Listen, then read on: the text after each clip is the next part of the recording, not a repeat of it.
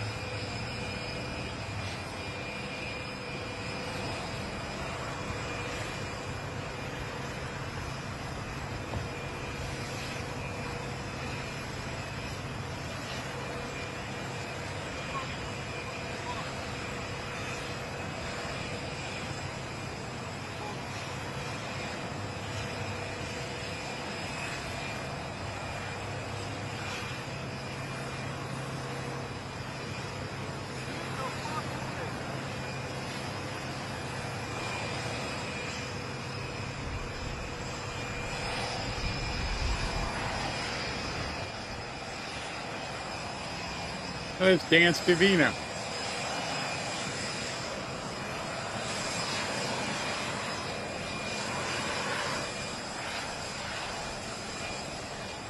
All right, so with the traffic cleared and no traffic in front of him, he's going to go down the newly named Donald Trump Boulevard, straight over across the Intercoastal to Mar-a-Lago. About a 15-minute ride, depending on how fast they drive, but probably about a 15-minute drive to head to Mar-a-Lago right now. So that was President Trump. That was him landing here at Palm Beach International. He did not take any questions, obviously, but he did take a bunch of questions on the way down here. So I'm going to show you that. It's so funny. I say you guys so often. I have a whole show put together. Everything's ready to go. And now I actually going to have a whole bunch for tomorrow because there's no way we're going to get through everything I've got ready to put together. So without further ado, let's get to President Trump and his gaggle at the White House before he came down here. And what was very interesting is that when he got in the car, Marco Rubio wasn't with him. So I don't know if Rubio's in a different vehicle or what, but here's what happened earlier.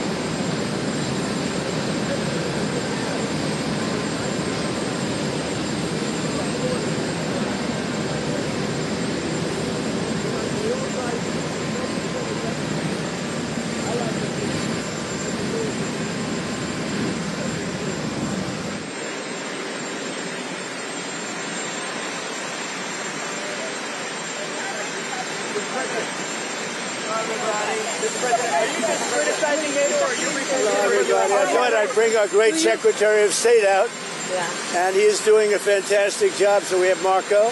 Go ahead, please. Mr. President, I wanted to ask you, Iran executed 3 people this week. Terrible. You have vowed strong action in the past. What message would you send? Well, we've been hitting them awfully hard. I mean, I don't know if you can possibly get hit harder, but these are thugs and animals and horrible people. But you can't hit anybody harder than we've hit them. But I'm not surprised. They executed 3 young people for protesting. And do you plan to escort those ships through the Strait of Hormuz with or without allies? We're doing very well there. We're doing very well overall. You know, we don't use the strait. We don't. The United States. We don't need it. Europe needs it. Korea, Japan, China, a lot of other people. So they'll have to get involved a little bit on that one. Do you still want South Korea supporting United States? Now, what about it? Do you still want South Korea supporting? Well, I love South Korea. We have a great relationship with South Korea. We're helping South Korea a lot. Mr. President, do you think Israel will be ready to end the war when you're ready? I think so, yeah. Mr. President, The relationship's a very good one. I think so. You know, we want more or less similar things. You know what we want? We want victory, both of us, and that's what we've got. Mr. President, how will the operation? Well, you know, I may have a plan or I may not, but how would I ever say that to a reporter? If I said that to a reporter, Marco would say, "Please, sir, let's bring you over to the helicopter immediately." Right? No, I can't tell you that. It's certainly a place that's people are talking about, but I can't say yeah. Are you ruling out How will the troops there, Operation Epic Fury affect talks with Russia on Ukraine? What about it? Are the talks on back burner right now because of No, we're talking about it. I think it'll get done. When do you expect the next round of talks to take place? They take place almost every day. We're making a lot of progress. Mr. President, You said that the war was militarily won in Iran. What did you mean by that? You said the war was militarily won in Iran. What did you mean by that? Oh, I think we've won. We've knocked out their Navy, their Air Force. We've knocked out their anti-aircraft. We've knocked out everything. We're roaming free. From a military standpoint, all they're doing is clogging up the strait. but from a military standpoint, they're finished. So how much longer can the American people expect this? You said opening the Strait of Hormuz is a simple military maneuver. Very simple. Yeah, but what did you mean by that? It's a simple military maneuver. It's relatively safe, but you need a lot of help in the sense of you need ships, you need volume. And NATO could help us, but they so far haven't had the courage to do so. And others could help us, but, we don't use it. At a certain point, it'll open itself at a certain point. But we've defeated the enemy, and they are an enemy. They're a sick group of people. The leadership is gone, the Navy is gone, the Air Force is gone, the anti-aircraft equipment that they have, the radar they have is all gone, everything's gone. The strait itself, the actual strait, how are you? The strait itself is, we're doing a good job, but it would be nice if the countries, including China, if the countries that use it, China uses it 90% of their energy. Japan is 95% of the energy. It would be nice if those countries would get involved.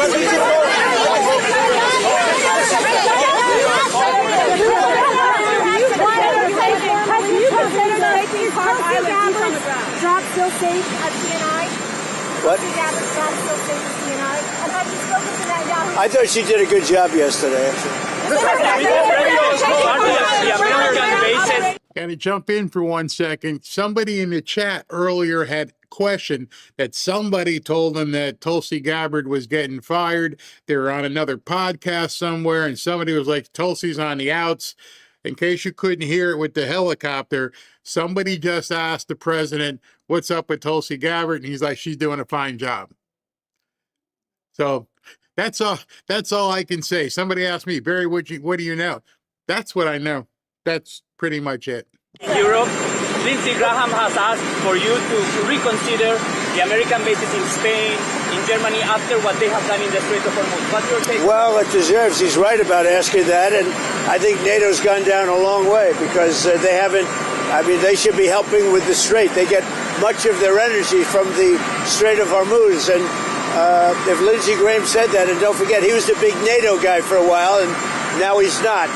And a lot of senators and congressmen, they're very upset with the fact that NATO has done nothing. Pope Leo is calling for a ceasefire. Pope Leo is calling for a ceasefire in the Middle East and to reopen dialogue. What do you say to Pope? Well, look, we can have dialogue, but I don't want to do a ceasefire. You don't do a ceasefire when you're literally obliterating the other side. They don't have a Navy. They don't have an Air Force. They don't have any equipment. They don't have any spotters. They don't have anti-aircraft. They don't have radar, and their leaders have all been killed at every level. We're not looking to do that. Thank you. Thank you. Oh, he did? I bet he was a great guy. Wow. Yeah, he died in a hospital and In case you couldn't hear from the helicopter, I don't know why they started early, but I guess in case he got to leave quickly, they just informed him that Chuck Norris died. That's how he found out. Chuck Norris, he was a great guy. He was a really good, tough cookie. You didn't want to fight him. I think he was a tough, great guy, and he was a great supporter. Wow, that's too bad. Tell his family highest respect. Okay? Great man.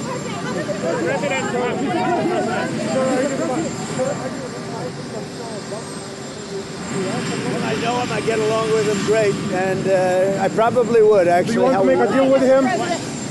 Do you want to make a deal with leader of Belarus? Well, I get along with him very well. Mr. President, are you deploying the additional troops to the region for deterrence or to optimize your operational capabilities? Well, I would say this, that if I told you the answer to that question, my military people would be very happy. But we have a lot of troops. We have unlimited ammunition. We have the greatest equipment in the world. And we are decimating Iran. And it's about time. And frankly, it should have been done long before me. It should have been done before other presidents. Why did you criticize Mr. President? You took issue with the strike, Mr. President. Polls have shown that MAGA is essentially unified behind you, as are Republicans when it comes to Iran. There's been reports that the United States might be sending 2,500 Marines to the Middle East. Are you concerned that a move like that could potentially change the unity? Well, I don't know. I seem to have great support because CNN came out with a poll today that I'm at 100%. And they said they've never seen a poll like that. The CNN poll said I'm at 100%, and they've never seen that before, which is an honor. I was impressed that CNN would do that. But as far as troops are concerned, I can't tell you what we're doing. Mr. President, you took issue with Australia, Japan, and South Korea this week. Yeah, I was very surprised. Very surprised about Australia and what? What would you like them to do? Well, we should get involved, and I was a little bit surprised that they said no, because we always say yes to them. What did Australia say no to? What did Australia say no to?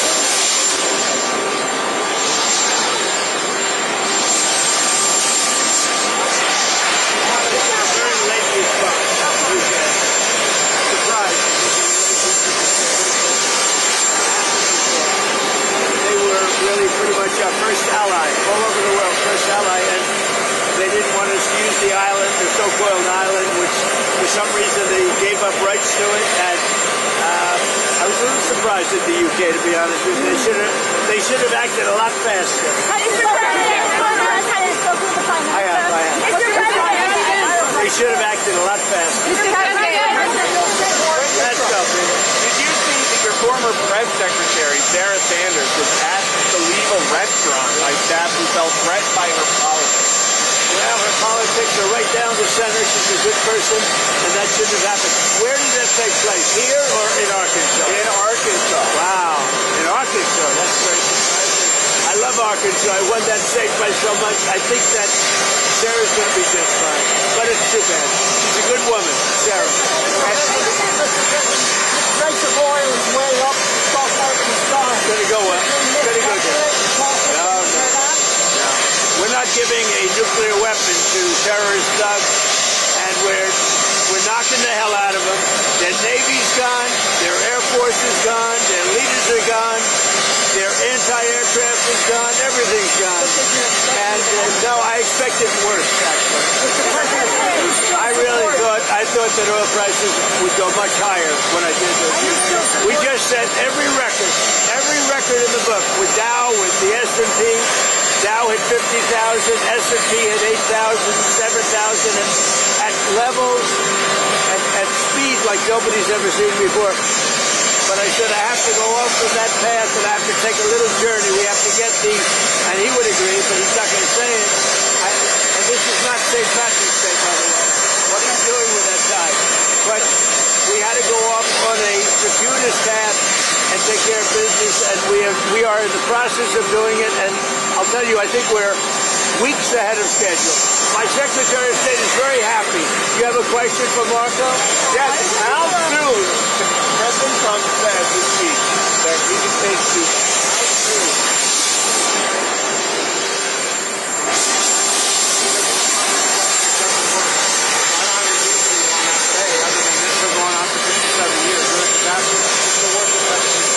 What are you guys hearing from your Senate colleagues about the chances of the state of America passing that? Doing okay. Voter ID, you have to have citizenship to vote, and I'm hearing very good things. I mean, I was hearing negative things because the Democrats are all against voter ID. They're all against citizenship to vote. They're against transgender. They like the transgender thing with utilization of your children. All of the things that we talked about. We added to no men and women's sports, right? You know that. We added that. And when you add them all up, whether you take 4 or 5, I think they're all 95 to 99%. I hear it's going, it should be an easy path, but we need Democrat votes. They don't want to approve voter ID because they cheat. They don't want to approve citizenship. In other words, we want to have citizenship in order to vote. You have to prove your citizenship. The Democrats don't want to do that. You know why? You know why? Because they want to cheat, Peter. Now, speaking of something that's more pleasant, see that? It's going to be the greatest ballroom anywhere in the world. Nothing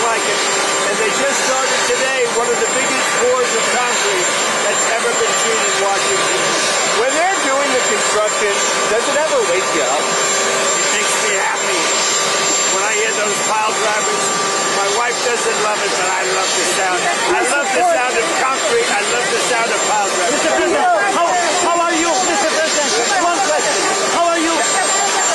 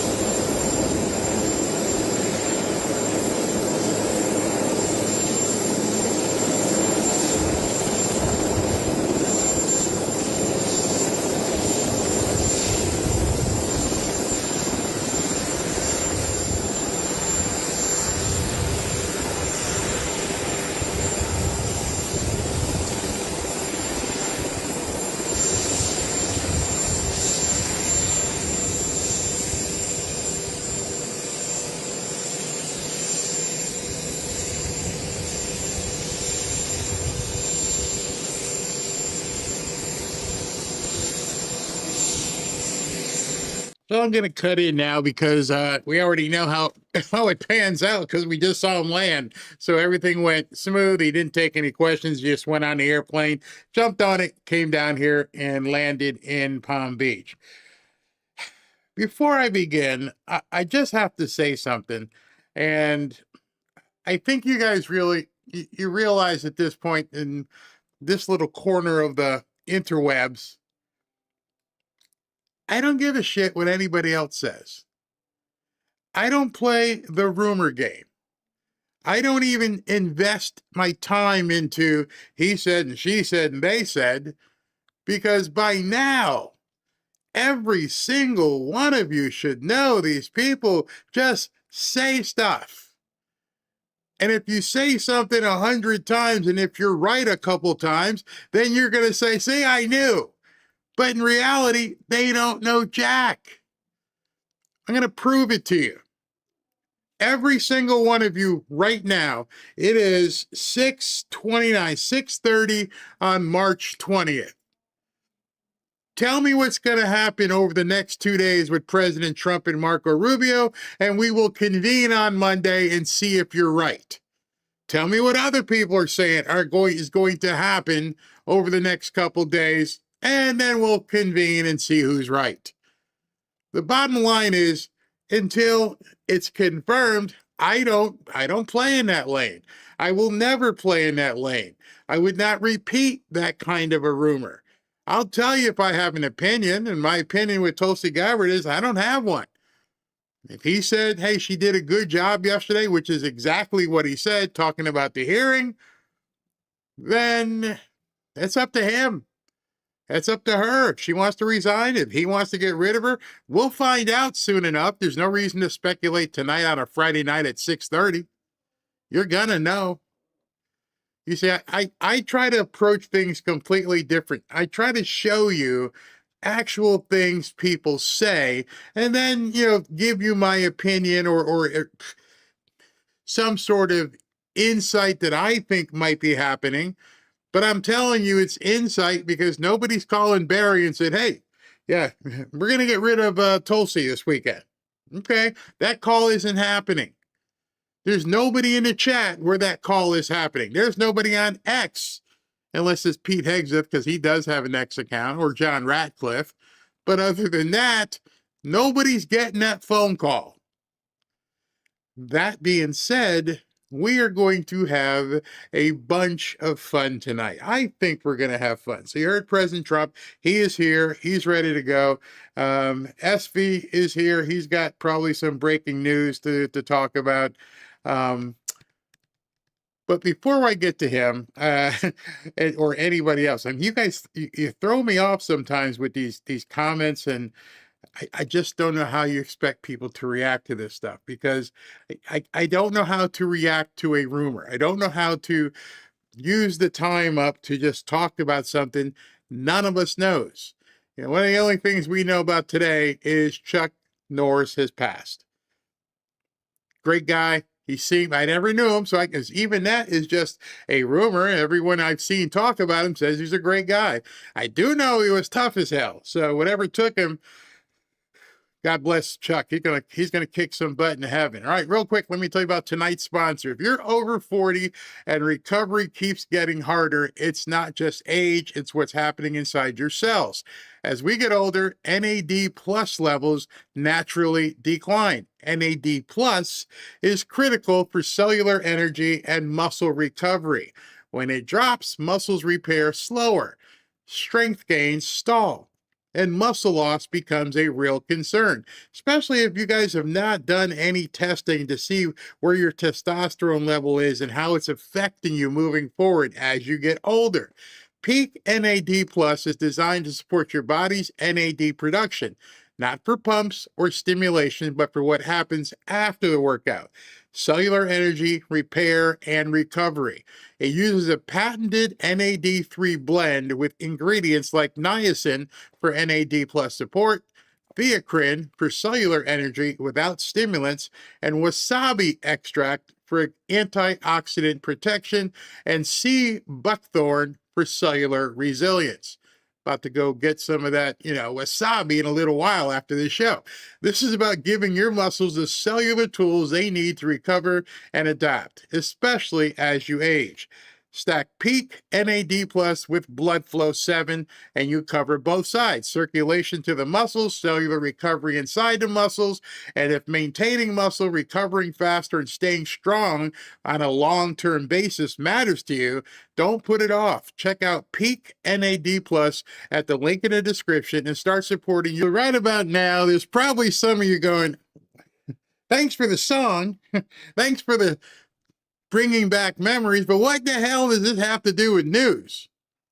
Well, in case you don't know, many of you, if you're around my age, back when you were in college or just freshly out of college, maybe, that was the first music video ever shown on MTV. It aired at 12:01, right after midnight on August 1st, 1981. The little moon guy appeared on our televisions in my fraternity, and we saw, what is this thing, MTV? We saw the little moon landing, and then that song by the Bugles played. And it was the very first song ever played on MTV. So what the heck does that have to do with today? What are we even discussing? The Bugles video killed the radio star, because it finally happened in real life.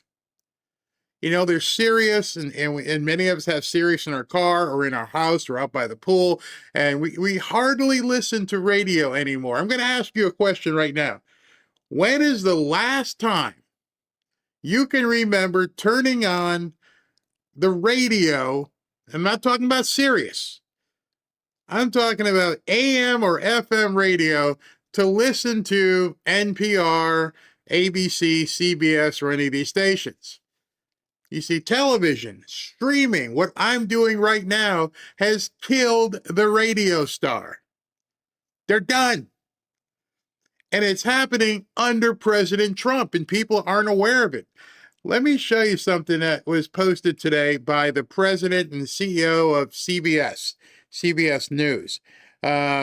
This, I made an article out of it. CBS Radio is dead. Fake news killed the radio star. This is going to be something moving forward that is going to absolutely destroy everything about fake news. It's starting already. Let's get to this article. CBS announced mass layoffs at the network, saying those affected will be notified by the end of today. Barry Weiss and Tom Simbrowski says CBS News Radio is shutting down. Here's the memo. This was actually sent out to the employees today. I got my hands on it. Today, we informed our CBS News Radio team and approximately 700 radio stations that we will end the service on May 22nd, 2026. Unfortunately, this decision means that all positions, all of them within the CBS News Radio team are being eliminated. They just got wiped. We understand how difficult this news is for our staff and their colleagues who have worked side by side with us to cover some of the most significant stories of our time, which they did. While this was a necessary decision, it was not an easy one. A shift in radio station programming strategies coupled with challenging economic realities. Let's stop right there for a second. That's the part that the media nuts don't understand. At the bottom of all of this, all of your virtue signaling, all of the crap you speak, everything you say, the bottom line is it's a business. Meaning, if we're losing money, we just can't keep you guys because it's virtuous. We have stockholders. It's not working. I know, you think you guys are the fourth estate and all these different things you want to call yourselves and the defenders of the truth and you want to speak truth to power. Here's your truth to power. You ain't making no money. Bottom line, that's it. You work for us. We work for the stockholders. The stockholders say, what are we doing here? We just can't keep peeing money away. The whole objective for people to invest, as I've shown you, the reason you invest isn't to donate. It's not a charity. And now you're seeing the first big blow, not even 13, 14 months in, of the Trump administration turning off the spigot. And if RFK Jr. ends up turning off pharmaceutical ads, you're going to see television stations fall as well. And you saw, there's a long list of ghosts at this point. Jim Acosta, which you're going to hear from, Don Lemon, Joy Reid. You can go on. And MS Now had to change their name because they got dumped. And they just this week announced that Joe Scarborough, they're going to cut his show back from 3 hours to 2. They should have cut it to 30 minutes. People are leaving CBS television. The economic reality, as she says here, or he, the economic reality, it's an MFer. Reality is an MFer. It has made it impossible to continue the service. We are sharing this announcement now to fulfill our commitments to our radio partners and affiliates, which require advance notice of the service's conclusion. For nearly 100 years, before any of us was here, we're here. CBS News Radio has delivered original reporting to the nation, from Edward R. Murrow's World War II reports in London to today's White House updates. Our signature broadcast, the World News Roundup, remains the longest running, it's over, the longest running newscast in the country. CBS News Radio served as the foundation for everything we have built since 1927. Let that sink in. A pillar of media, an absolute pillar, standard of media has just fallen. Just completely, bam. In 14, 15 months of Trump's second presidency. Well, let's finish this off. The coming weeks will be difficult for the team members who have worked tirelessly at CBS News Radio. We are committed to supporting these valued colleagues with care and respect as we wind down operations. They have been critical to our success. Not that critical.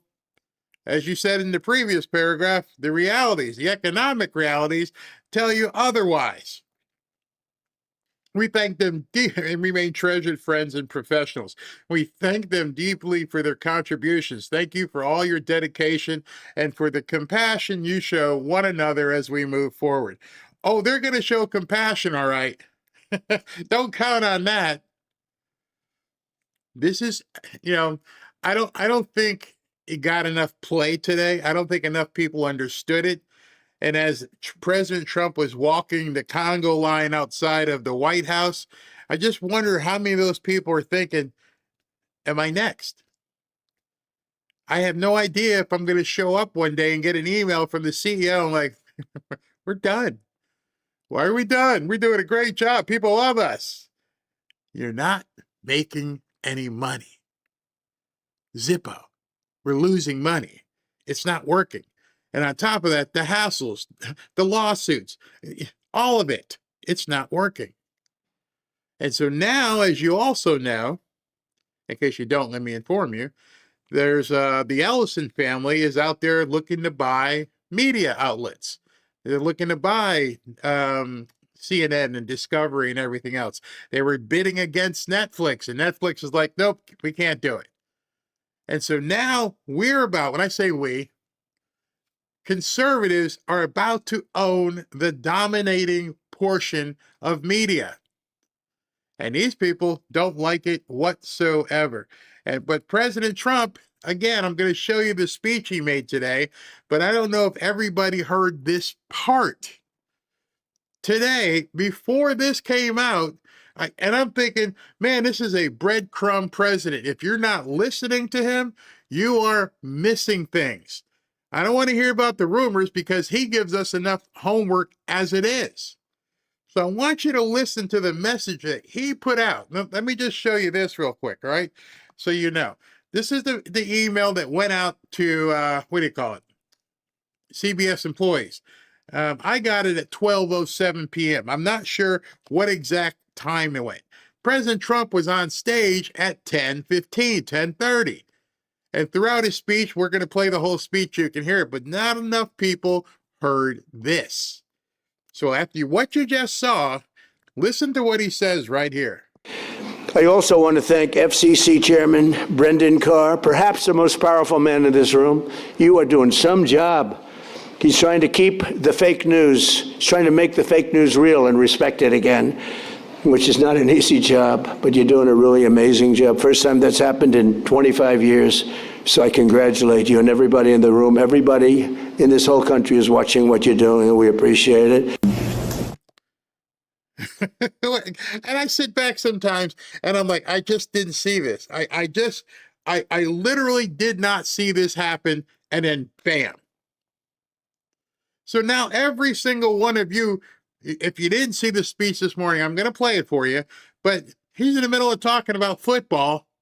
And by the way, Brendan, if you don't know who Brendan Carr is, he's been on the show. He is the, not secretary, but the director of the FCC, who the left fears. They completely are terrified of him, and he signals him out from the podium while talking about football players. Oh, by the way, you guys see what Brendan Carr's out here doing? He's out here cutting down trees.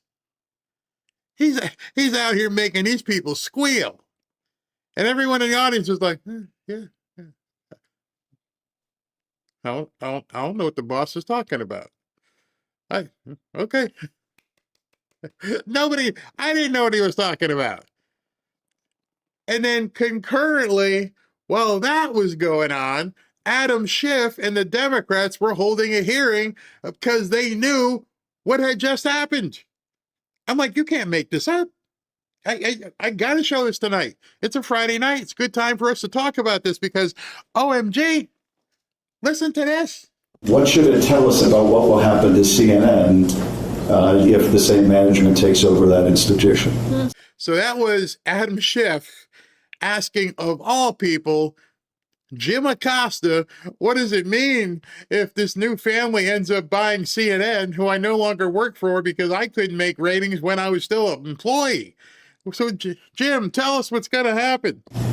Well, Senator, I mean, as I stated in my remarks, and just this morning, that the staff at CBS News received a note from Barry Weiss, the president of CBS News, informing them of this massive round of layoffs, which is going to really cripple that news organization, that same news division I work. Notice he didn't talk anything about business.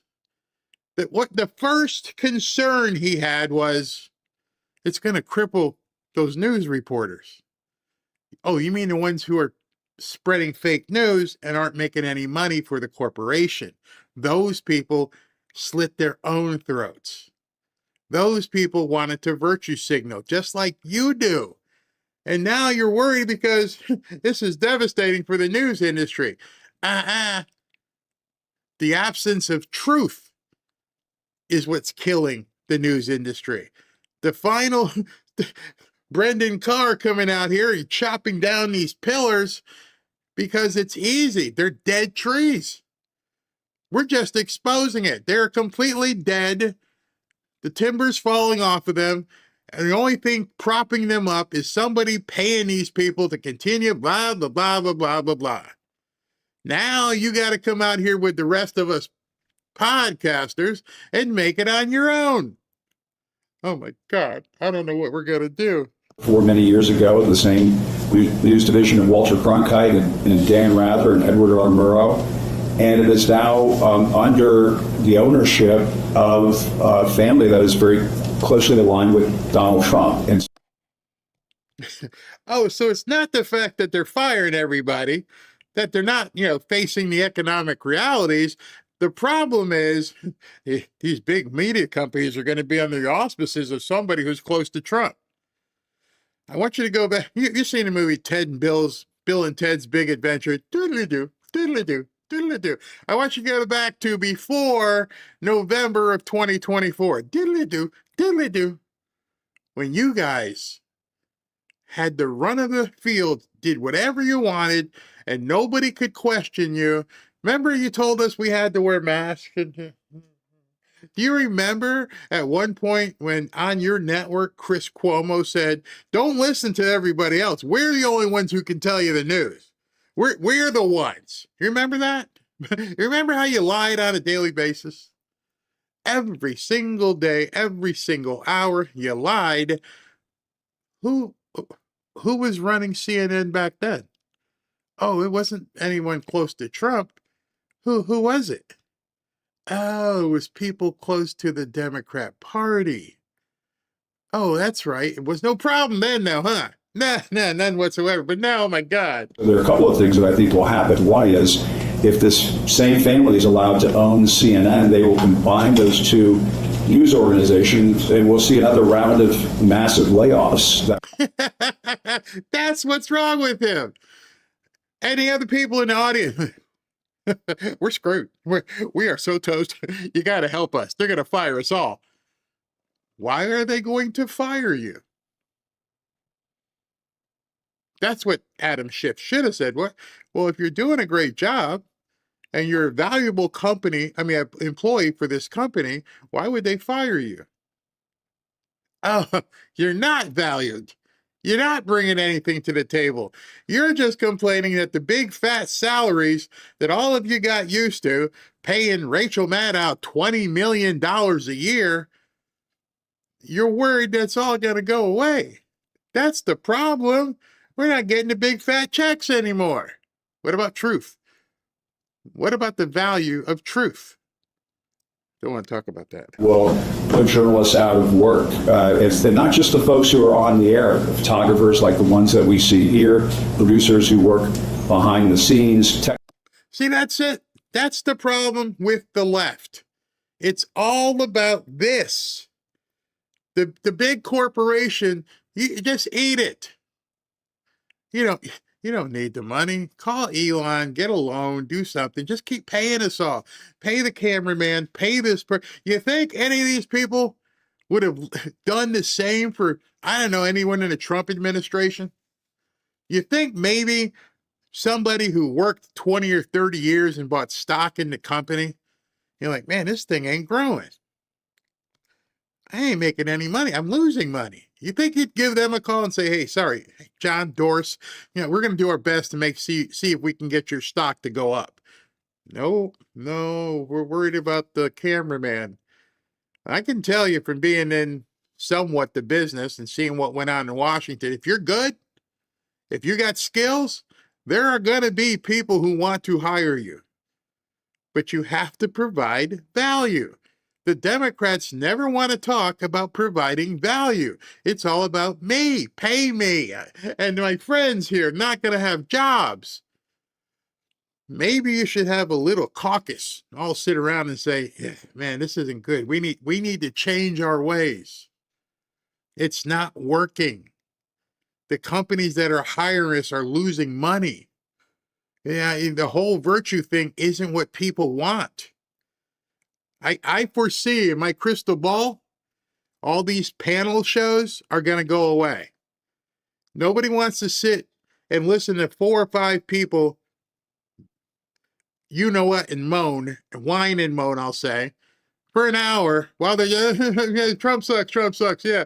And you know what? He's racist, and he's a homophobe, he's xenophobe, and he's Hitler, and he's a Nazi, and he's a fat. What's the news? Oh, President Trump just landed in Palm Beach. Took a 2-hour flight, and he's meeting with Marco Rubio and doing some stuff over the weekend. That's it. See, news is kind of boring because right now there is none. That's it. And that and the fact of what they're doing with the SAVE Act, you can cover that. We'll talk about that as well. But other than that, they have to fill 24/7 of programming, and they have decided the best way to fill this programming is to get a bunch of people who hate Trump and have them lie 24/7. And they're not understanding why Wall Street is looking at this go, okay, the ride's over, bro. You got to find some way to make some money for us. Technical crews who put these shows on the air, bureaus that are located around the world. Look what Jeff Bezos has done with the Washington Post, closing bureaus and offices in places around the world that are now very important. I'm emphasizing that you understand that they don't care about the boss. They don't care about what the stockholders want. They don't care. He's closing offices. Why do you think he's closing offices around the world, Jim? See, this is the same thing that people are going to have to face about AI. I had an interesting conversation with Ashley this morning. As our grandson, her son, is being recruited and he's doing different things and training for football. And she's like, you'll never guess what we did. We took his 40-yard dash, and we put it into Grok and said, compare it to an NFL linebacker. And it came back and it did it in synchronization, step by step. Here's what's wrong. Here's how he can cut it. These guys are done. They're absolutely done. They think people want to pay for their opinion. That's not what people want. Show the news. I'm showing you this hearing, and then talk about what you're actually seeing. If I was lying, if I was making something up, people wouldn't want to watch. Barry, I'm tired of you. You're just lying. No, I'm not lying. He's telling you what's most important. To the news that we're getting today. And the other, I think, more disturbing aspect of this is that you basically have partisan hacks running CBS News. And define, Jim, I'm sorry, Adam, can I talk? Can you define a partisan hack? And as you're defining a partisan hack, can you tell us if they existed prior to January 20th, 2025? I'd just like to know if the partisan hack is something that Trump spawned. They just all of a sudden showed up. Hey, Trump's the president now, and I am a partisan hack. Were they around in 2024, 2023, were there any partisan hacks? Was that a job title back then? I love this. I love the fact that these people are nervous and they're terrified and the big salaries are going away and everything that they counted on would always be there isn't going to be there anymore because we had to. How many of you were booted off the previous Twitter? How many of you were booted off of Facebook and still not on the Facebook? How many of you were suspended or told by YouTube to go away? What was that? How many people couldn't put something on Instagram? How many people couldn't say something at work? How many people had to take a jab, otherwise get fired? How many of you used to have the thing on the screen? Oh, 99,240 are dead right now, so you better go ahead and take it. How many of you were okay when Rachel Maddow said, if you get it, you'll never get sick? You know, all the things that happened before January of 2025. See, the problem they have, as you in the chat are probably saying right now, we didn't forget. You're hoping we forgot. Every single one of us is probably walking around with some sort of scar, some sort of loved one we couldn't say goodbye to, some job that we lost, some business that got closed, some arrest because you're walking out on the beach. We all went through that and had nobody in the media coming to our aid. But now you're worried about partisan hacks. Spare me. And they, as I said earlier in my comments, show a piece on 60 Minutes about the notorious Seacon prison. I mean, we all remember those images of Secretary Kristi Noem standing in front of those cages filled with human beings. Some of them. No, they were filled with criminals. See, that's what got you in trouble right there. You can't even, in a hearing, after you've already been fired, you still can't be honest. Oh, I saw Kristi Noem, and she was down at that prison. Who goes to prisons? Prisoners. And, you know, in cages, cells. Were migrants who were wrongfully detained by this administration and treated like. The day they say what they really are, and which, if I could say it here, then we know we've turned the corner. They still can't call them what they are. They'll call us every name in the book. Fascist, Nazi, homophobe, xenophobe, whatever. But we can't call them, you know, XYZ aliens. This is why they're going down. Animals. And 60 Minutes, I know that some of the people who put that piece together, they were told that they couldn't air that story because they had to find administration officials to comment.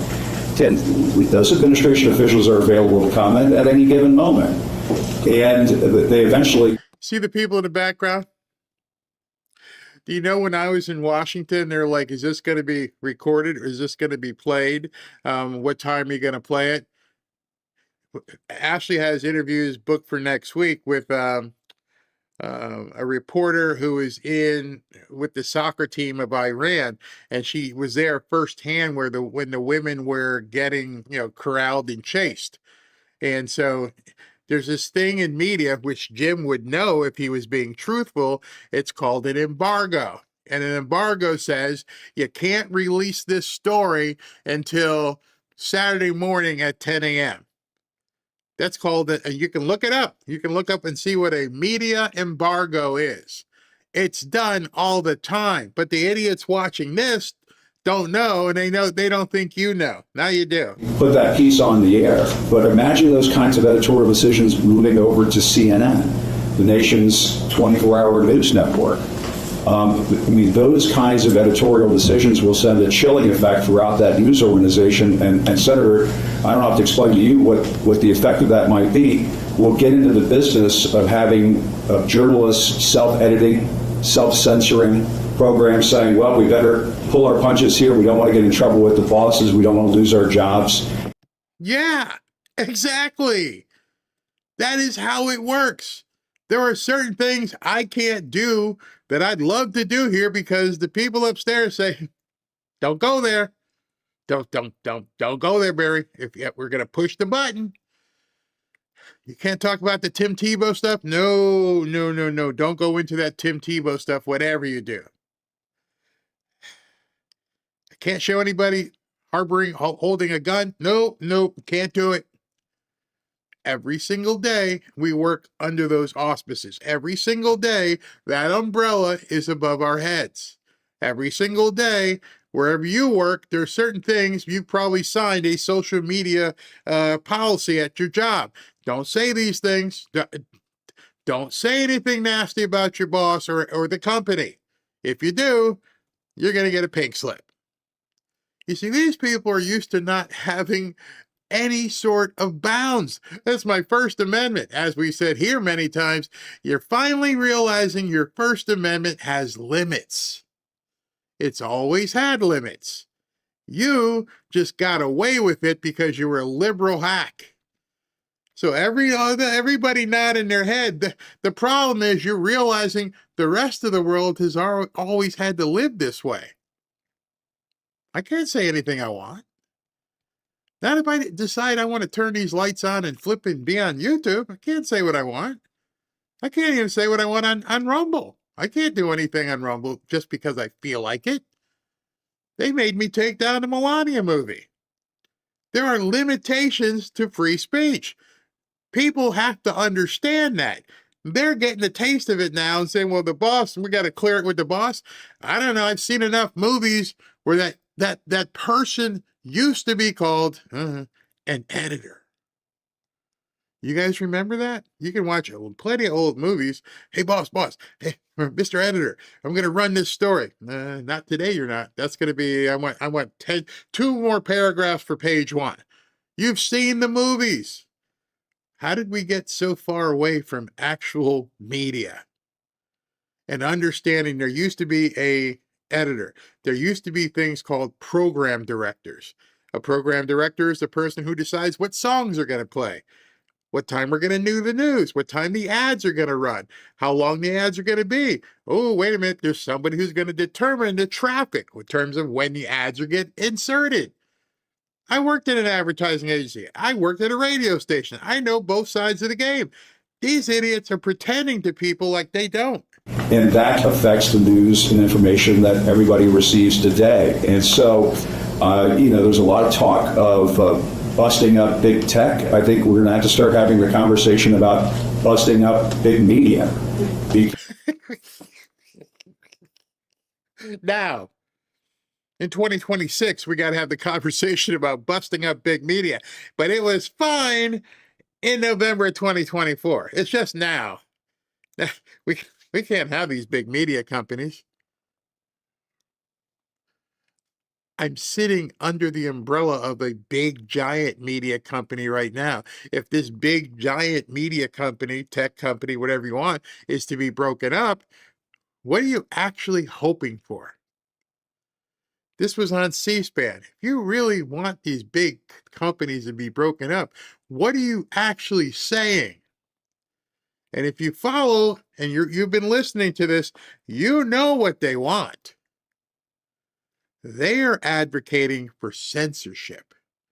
They want you, me, most of the people out there to be shut up. We'll be the ones who discern what is news and what is not news. This is not America, what we're witnessing right now. This is very close to what is going on in Russia and Hungary and other authoritarian countries where they have successfully consolidated their news media. And it's the kind of news that the government wants you to hear and see. I tell the story all the time about, my dad is a Cuban refugee. He came over to this country 3 weeks before the Cuban Missile Crisis. And just a few years ago, we were able to go back and visit Cuba. He'd always wanted to go back. And it was around the time of the death of Fidel Castro. And at that time, the death of Fidel Castro was being reported by the Cuban state media as the physical disappearance of Fidel Castro. Not the death of Fidel, the physical disappearance. That's what CNN has been doing for years. I could actually pull up titles. Young teenager throws a cocktail at a cop. You saw it last week. 25-year-old white man who just kind of looks like a, Middle Eastern, shoots up a nightclub. They've been doing what he just described. We're bringing the truth. Every time, God bless when it happens, every single time, every single one of you would go, who did it? What's his name? Oh, we withheld his name. Who did it? And every single one of us. Robin, did he release the name? Of course not. And then they will actually post something like, young teenager does something bad. Oh, you mean terrorists? He just described what they specifically do right now. I could not believe that came out of his mouth. I mean, literally a couple of weeks ago, we had 4 of them in a span of a couple days. 4 different terrorist attacks, and they always have to say, right now we're not considering terrorism. Who else rolls around and drives into synagogues? Lost people? Oh, we're still doing our investigation. Who is it? If you have thought to yourself, why is it they don't just release the name or a picture? Les, the thing that happened in New York was so funny because you've seen it, and there's a guy with a megaphone saying, let them live, river to the sea, and meanwhile the guy's jumping over him throwing a dirty bomb that didn't work. A teenager throws misfiring ordnance. No, he tried to blow people up. And we don't know. How about this one? We don't know his motive yet. Did he drive through a synagogue? I'm just saying. Did the guy drive through a synagogue? And you're thinking right now, you don't know his motive.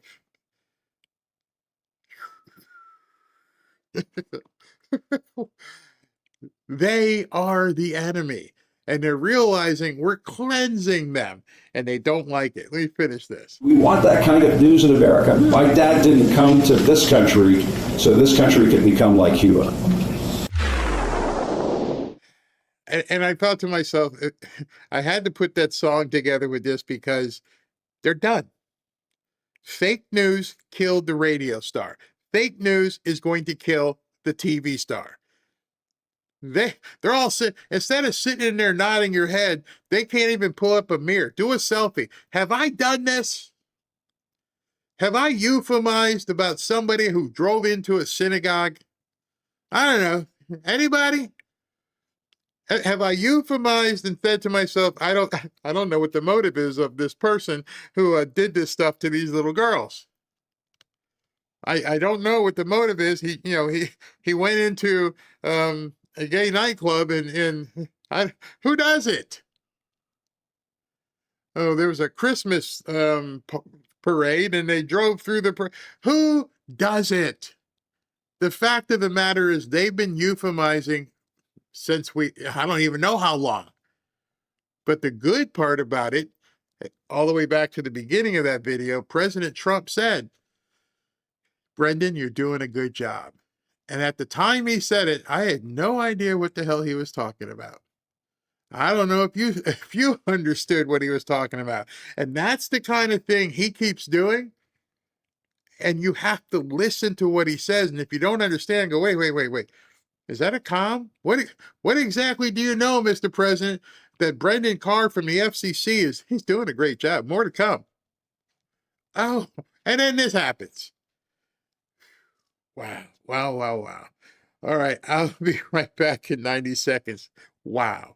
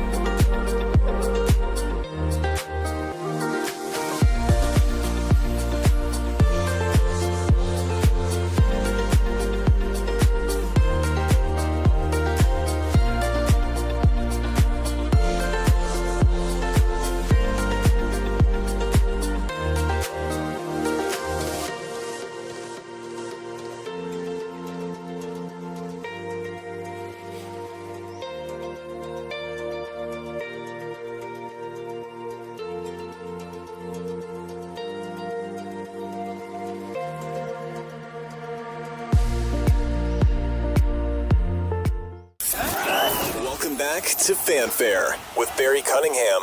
All right, so we're going to hit up SV and see what he's got. There's probably a lot of stuff going on with the voting and everything else. SV, what you got, brother? Hey, happy first day of spring, Barry. Happy first About day. time. It's hold on. always spring down here. Oh yeah, rub it in, whatever. Hold on a second. I'm finishing it. I'm sending an order out. I'm back. Yeah, I'm sending a box of tissues to Jim Acosta. what a lightweight. Oh my gosh, they're Oh my going to God. make it, it's going to be partisan. I tell you, I keep saying it, it's like they don't understand. We have memories. We understand what happened as little as, Yeah. a year plus ago. It's crazy. Absolutely crazy. Yeah. All right, so where are we Yeah.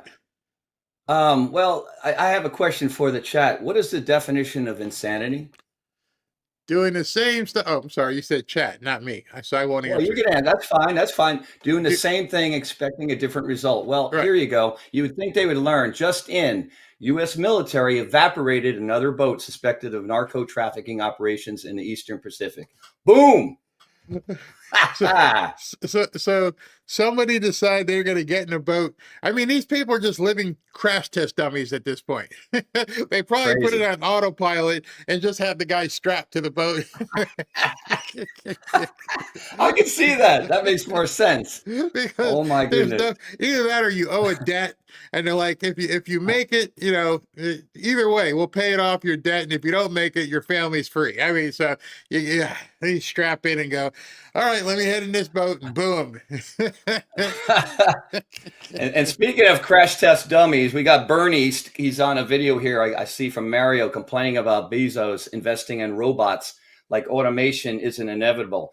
The guy's been in Congress for 30 plus years, and his solution to everything is still tax the rich. Billionaires and trillionaires. That's it. That's it. I see that they decided they're not going to vote for the Save America Act or even the other part about it. So I don't know what we're doing at this point. I had a whole segment ready for it. I had a whole segment ready, but with what Trump's got, we're going to show that it's going to take us right into that time frame. But I did want to thanks, SV. I did want to cover something, and this is important because I'm seeing over and over again. As recently as let me see if I can find what's his name, the idiot. There's just too many idiots, too many, and this idiot here, who I thought was a good guy, Pierce Morgan. And he goes, the very thing that Donald Trump campaigned against doing, talking about what's going on in Iran. And I thought I would spend just a couple minutes telling you guys exactly what you voted for. In case you forgot, because memory seems to be, these people were never really MAGA. I don't know what he was, but it's obvious to me that, he needs to go change his panties. So I said to myself, Self, can you find the platform? Can you actually find the platform where President Trump discussed and put in writing what he is going to do or wanted to do? And I'm only going to take a couple minutes and do a quick refresher here because there's so many people lying, saying, we didn't vote for this. And I'm going to prove to you right now, you most assuredly did. So this was the Agenda 47 notebook, and I downloaded it, and I have it. There's a preamble, America First, Agenda 47, and I want you to see the 20 things, the 20 things that President Trump said he was going to do. You can go through and give it, a rating, give it, your grade. But number one, he wanted to seal the border and stop the migrant invasion. I think we all can agree. A. No debate. Number two, and I've shown this to you before, but I think every once in a while, like with the Sun Tzu stuff, I may have to bring this stuff out because there may be some people fraying and not understanding. Number two, carry out the largest deportation operation in American history.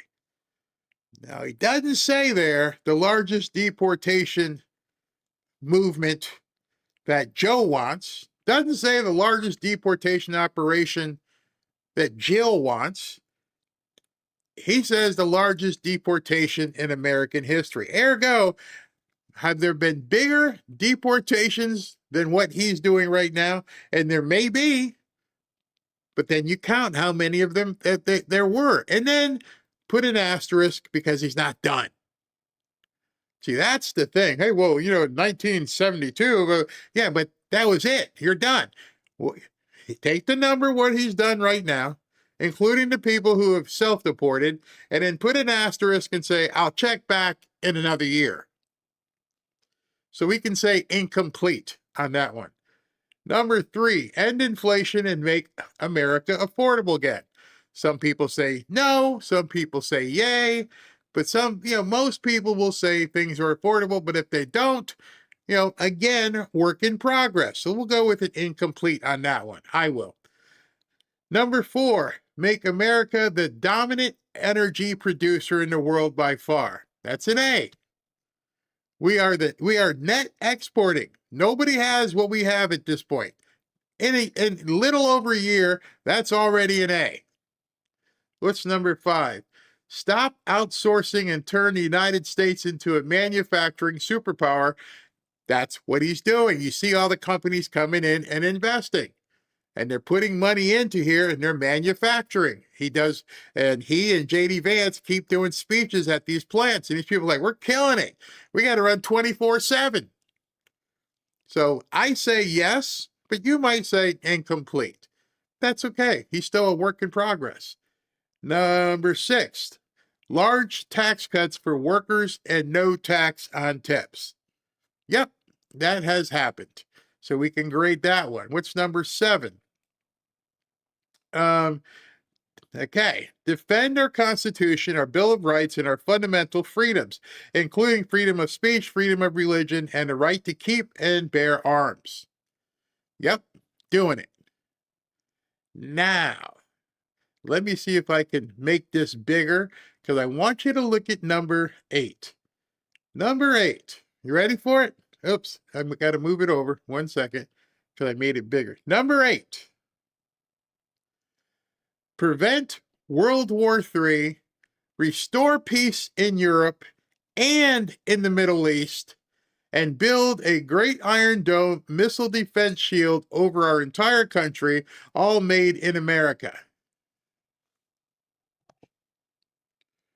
Who didn't realize that to defend something includes Mike kicking some little butt? I read this way back, and I sat quiet, and I'm like, I need to go get this and let's just remind some people what exactly he said and how it was misinterpreted or not even remembered. Because everyone, I didn't vote for this. Yeah, you did. This was printed well before the election. Number 8, prevent World War III, restore peace in Europe and in the Middle East. I don't get how people didn't see that, don't remember it, think it's against his pledge, when I keep hearing he pledged he wouldn't get involved in a war, and he pledged the just opposite of that. I just didn't make this up. You may have missed it, but he clearly said, I'll prevent World War III. We don't have a World War III going on. We definitely, somebody put, we don't have World War IV going on. Nope, don't have it. I'm preventing it. I'm going to restore peace in Europe and in the Middle East. So those of you who may be naysayers, you may read into that the wrong way. You can't say you didn't know.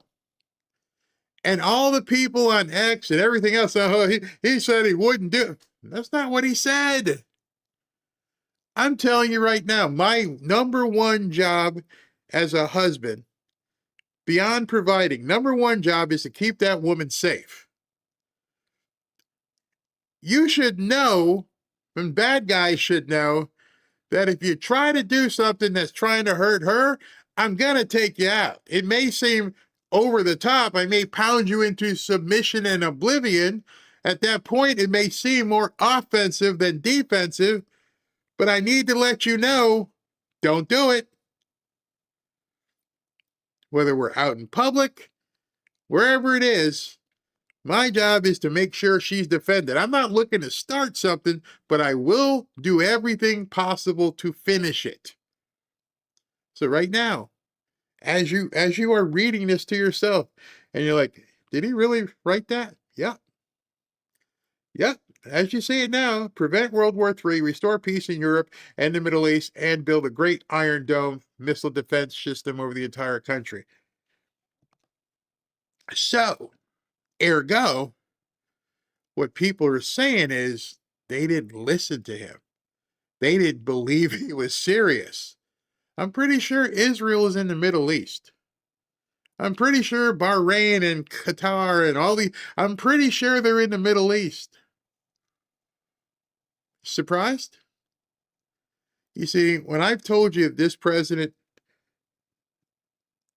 speaks through communications and breadcrumbs, he does. Here, look, you can see more of what's coming. Number 9, end the weaponization of government against the American people. Number 10, stop the migrant crime epidemic, demolish the foreign drug cartels, crush gang violence, and lock up violent offenders. Is he not doing that? Is that not what the Shield of America is supposed to do at this point? As SB just said, they just blew up another boat. I can't believe he's blowing up boats. Well, how the hell did you think number 10 was going to happen? He cleaned up Washington, D.C. How did you think number 10 was going to happen? Wishing it?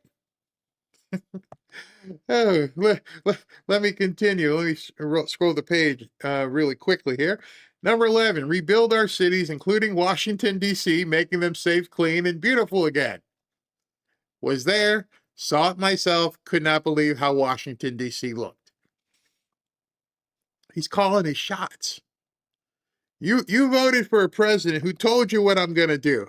Here's how I'm going to do it. And now I'm going to do it. And you got people going, whoa, we didn't know this. You did. Number 12, strengthen and modernize our military, making it without question the strongest and most powerful in the world. I need $200 billion is what Pete Hegseth and Donald Trump said in the last couple days. Why do we need it? Go ahead, say it. You can say it. You can just go ahead and repeat number 12. That's all you got to do. I need the money because that's what I pledged to do. You getting your memory back yet? Is it a little bit too much to, oh my gosh, wow. All right, let's continue. 13, keep the US dollar as the world's reserve currency. Incomplete, but definitely going to happen. 14, fight for and protect Social Security and Medicare with no cuts, including no changes to the retirement age. So far, so good. 15, cancel the electric vehicle mandate and cut costly and burdensome regulations. Yep, did it.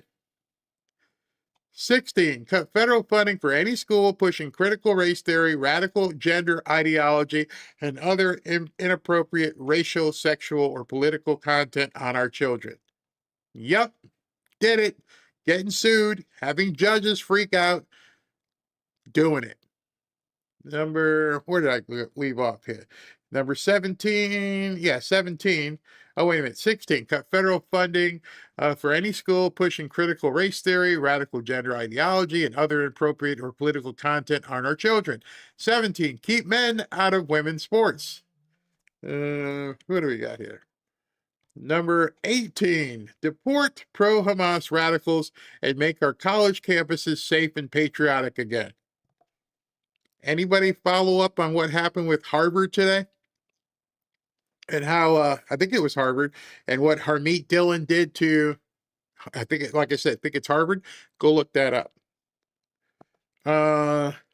19, secure our elections, including same-day voting, voter identification, paper ballots, and proof of citizenship.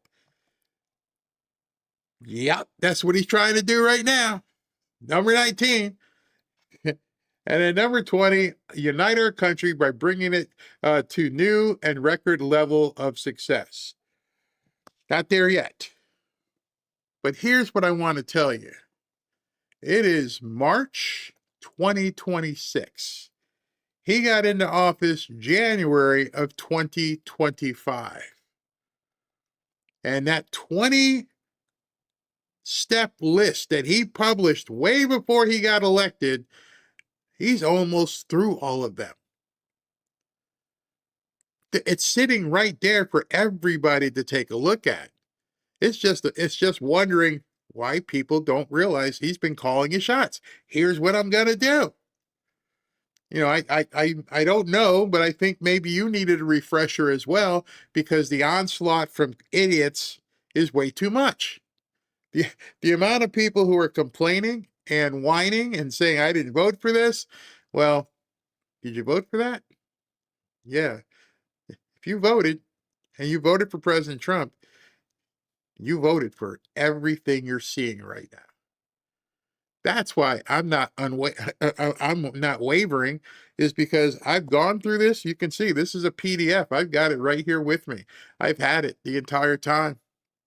And I refer back to it. I'm like, okay, is that something he said? Oh, yeah, he said he's going to do that too. Energy dependence. Oh, yep. Yeah, he said he's going to do that too. There has been nothing that I've seen that goes against what he said he was going to make happen. Got to listen. You got to read. You got to educate yourself. Not an opinion. It's written. SB says he's got some breaking news. SB, what you got? Looks like Scott Bessent posted a very long post on his X account. I don't know if you want to cover that. It talks about what's going on in Iran. It's pretty pertinent. You know, like I said, Janet Yellen holds nothing compared to this guy. I mean, the fact that he's so involved in stuff that, you know, we would never think that a Treasury Secretary would be involved in.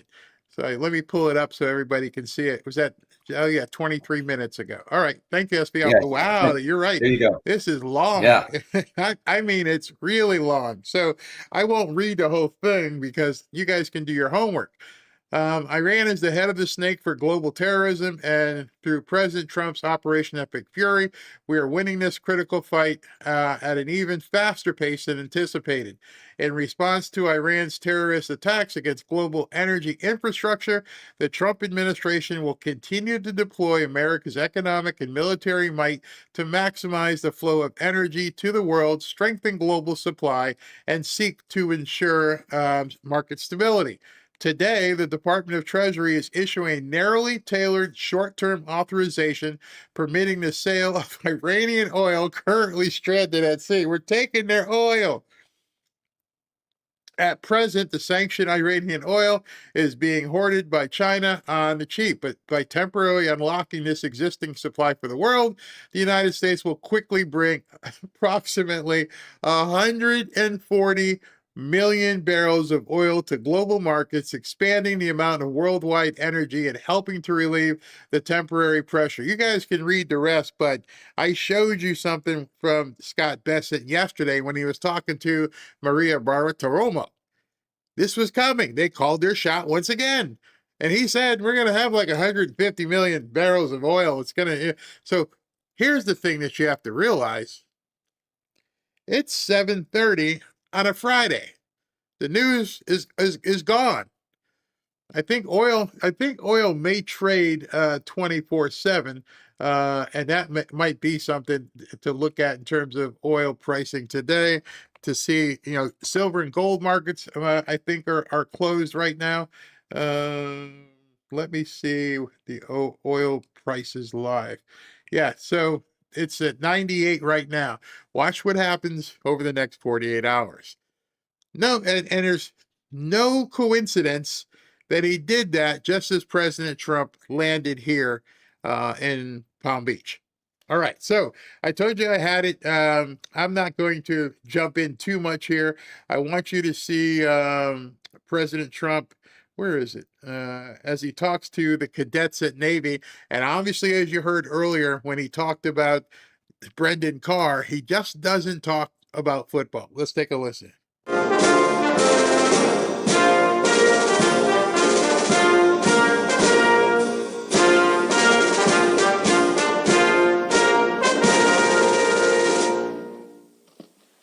Thank you very much, please. Thank you. I want to begin by just saying we're doing extremely well in Iran. The difference between them and us is they had a Navy 2 weeks ago. They have no Navy anymore. It's all at the bottom of the sea. 58 ships knocked down in 2 days. And we have the greatest Navy anywhere in the world. It's not even close. But we are doing really well. We're not going to let them have nuclear weapons, because if they had them, they'd use them, and we're not going to let that happen. Should have been done a long time ago by other presidents. So it's an honor to be here. This is fun. And these are great athletes standing behind me, great coaches, general managers, great people, and a great superintendent. Hello, superintendent. We only put our finest as these superintendents for these great schools because we don't want to have somebody that they don't look up to. We take our best, and they're really amazing. For the second year in a row, it's my great honor to officially present the Commander-in-Chief's Trophy to the one and only Navy Midshipman football team with 11 wins and 2 losses, playing the best teams in football. I used to always think of the military services, they played like a little step below. It's not true. They played the big teams and they beat them. These players achieved one of the most impressive seasons in Navy football history and any football history, frankly. And I just want to congratulate the midshipmen. I met them backstage and they're great. Thank you. Congratulations, everybody.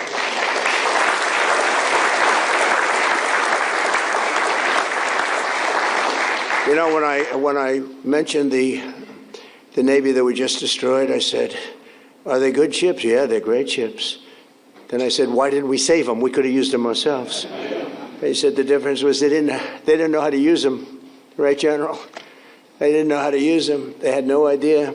But I want to recognize Navy Athletic Director Michael Kelly, who has just done an incredible job. Thank you very much. He looks like a Kelly. He's definitely a Kelly. Along with head coach Brian Newberry, fantastic coach, Brian. He's off to the second best start for any football coach in school history. What's second? Who's first? It's pretty good.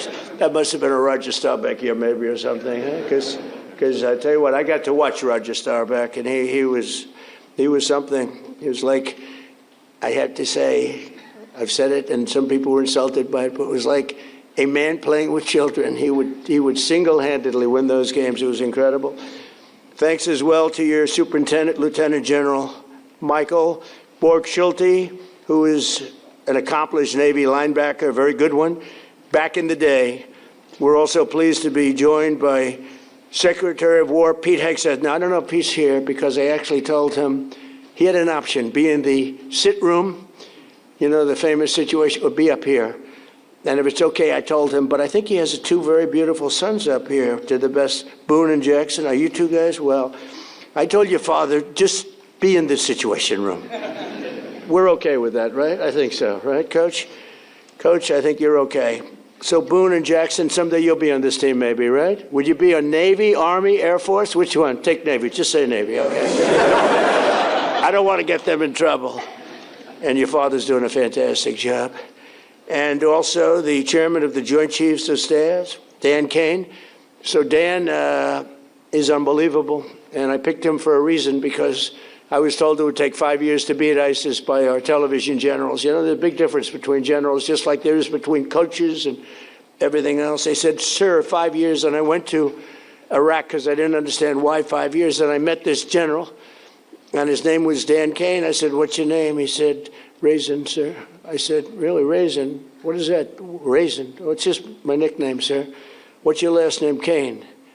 I said, your name's Raisin Cane? I love you. You're the guy I'm looking for. And it turned out to be right. So they told me it was going to take 4 to 5 years to knock out ISIS. And now I'm in Iraq. I come down, I meet him, some other generals. He was a boss. And I said, how long would it take for you to knock out ISIS? He said, 4 weeks, sir. I said, 4 weeks? They tell me 4 years, maybe 5. He said, well, whatever they want, sir. They're the boss. I'm just here. But you can do it in 4 weeks, sir. And you'll have time left over. I said, you got to be kidding. And he explained, and we went through a whole big thing. Well, nobody in this room would be bored by it. Actually, you'd like to hear every word. I'll tell you every word of it. But bottom line, I said, let me go back. But as I'm leaving, it was very interesting. I'm walking down the stairs, long fight. I had to turn off the lights after spending trillions of dollars. You had to turn the lights off in the plane because you didn't want to be spotted by the enemy. This was something. So we land. And he said, sir, would you like to rest for a while before we have a meeting? I said, I don't have to rest. My name's not Biden. I don't want to. I'm not resting. And we had great meetings. And then I got back on the plane. I said to him, so, General, you say 4 weeks. We mean that, right? 4 weeks, sir, and you'll have time left over. He said, I'll call you on Monday when I get back. And I called him. I said, you still feel that way, General? He said, yes, sir. And I let him do it. He did it in less than 4 weeks. He defeated ISIS. It was amazing. What a difference. You know, I always say, what a difference the president makes. The border. They said, it can't be done without Congress. It will take years. We did it in about 3 weeks. We have a border that's now 9 months in a row. Nobody's come into our country illegally. I'm not even sure if that could be right. But the Democrats keep the stats. So they say, they have 0 people came in through our border. You see it, right? And I said, the president makes a big difference. Well, the generals make a big difference, too. But I told him, I said, Dan, if you don't mind, stay in the Situation Room and you watch all those attacks that we're hitting those guys with, and they don't know what's happening. Their Navy's gone, their Air Force is gone, their anti-aircraft is all gone, it's all gone, their radar is all gone, their leaders are all gone, the next set of leaders are all gone, and the next set of leaders are mostly gone, and now nobody wants to be a leader over there anymore. We're having a hard time. We want to talk to them, and there's nobody to talk to. We have nobody to talk to, and you know what? We like it that way. And we have many other distinguished members of the United States military, but I want to tell you, Hexeth is doing a great job, and Raisin Cane is doing a great job, as good as anybody's ever seen.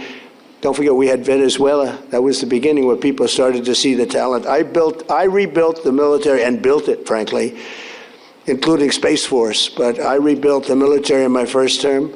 I didn't think I'd be using it this much, but I'm glad I rebuilt it, because we can't let these lunatics have nuclear weapons, because they were going to use them. They'd use them fast. One of the ways you know that is when this whole thing started, they started shooting missiles all over the Middle East at countries that were basically not involved, because they wanted to take over the Middle East. And if they had a nuclear weapon, they would have used it. The only question would have been the first hour or the first day. That's the only question. They would have used it. And if they can use a nuclear weapon, the world would have been in big trouble. We had to stop. It should have been done long ago. I also want to thank FCC Chairman Brendan Carr, perhaps the most powerful man in this room. You are doing some job. He's trying to keep the fake news, he's trying to make the fake news real and respect it again, which is not an easy job, but you're doing a really amazing job. First time that's happened in 25 years. So I congratulate you and everybody in the room. Everybody in this whole country is watching what you're doing, and we appreciate it. When a man can get elected in a landslide. See, that was it. I'm like, why did you drop that in there? I completely missed it. Didn't know what he was talking about. Now you guys know specifically what he was talking about. Winning think of it, 7 swing states, win them all. We win the popular vote. We win the Electoral College by a tremendous amount. We win the counties by 82 or 84%. And I got no good press. Think of it. Only one thing. That only means one thing. These people are not respected. They're just not respected. And we have to have a press that's respected. When you when you can win an election where they say that I got 94% bad press. Think of it. The other side got 94% good press. When they can get 94% and you win in a landslide, that means the press is not respected. People have no confidence in. So you're doing a fantastic job. Senators Todd Young and Dan Sullivan, great senators, wherever you may be. You're here someplace. Where are you? Hello, fellas. Good senators. Great guys. And Representatives Ronnie Jackson, White House doctor. He served 3 presidents. He said, you had Barack Hussein Obama. Have you heard of Barack Hussein Obama? You had Obama. I didn't want to talk about Biden, but he said, and you had Bush. You had young Bush, I call him, young Bush. I was not a fan, but that's all right. But the press asked him, who was the healthiest of the 3? Dr. Ronnie, stand up, Dr. Ronnie. There's a big deal. Took a lot of heat for this. They said, no, most guys would say, well, we don't want to talk about that. They said, who's the healthiest of the 3? He said, President Donald J. Trump by far. If he didn't eat junk food, he'd live to 200 years old, he said. And I love this guy. And he then left and he ran. He was an admiral. And he then left and he was a White House doctor, a very respected one. He saved a lot of lives. He was a great doctor. People don't realize that. And he then left and he said, sir, I'd like to run for Congress. I said, you've never done it before. You won't be able to pull it off. In a very, very all-Trump district, there were 28 people running.